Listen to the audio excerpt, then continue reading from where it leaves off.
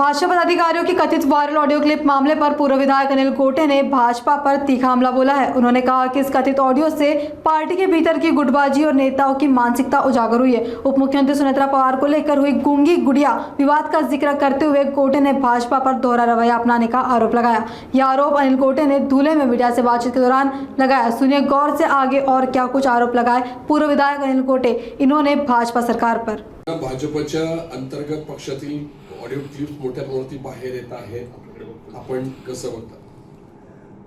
असं आहे की भारतीय जनता पक्षाने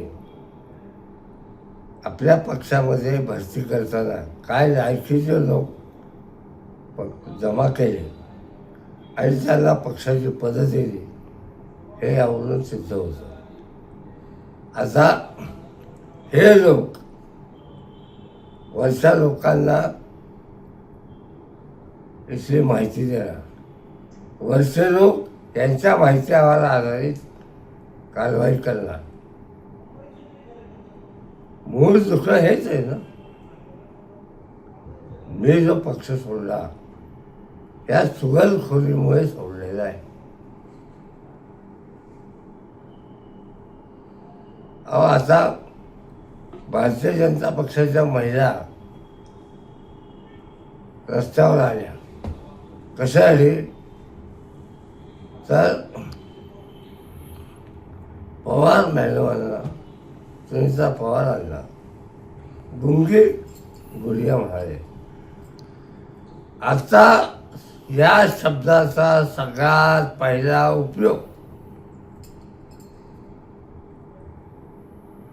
भारतीय जनता पक्षाचे राष्ट्रीय नेते अटल बिहारी वाजपेयी यांनी स्वतः पहिल्यांदा लोकसभेत केला होता, श्रीमती इंदिरा गांधींविरुद्ध।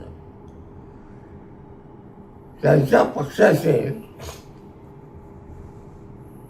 कथित महामंत्री खासदार हिना गावितांबद्दल माननीय राज्यमंत्री खडसेंबद्दल किंवा राष्ट्रवादीच्या अध्यक्षा रोहिणीताईंबद्दल काय उद्गार काढतात ते लाज वाटली पाहिजे यांना। स्वतःचं ठेवायचं झाकून आणि दुसऱ्याचं पाहायचं वाकून, हे धंदे बंद करा आणि स्वतःचा पहा काय चाललंय तुमच्या पक्षात।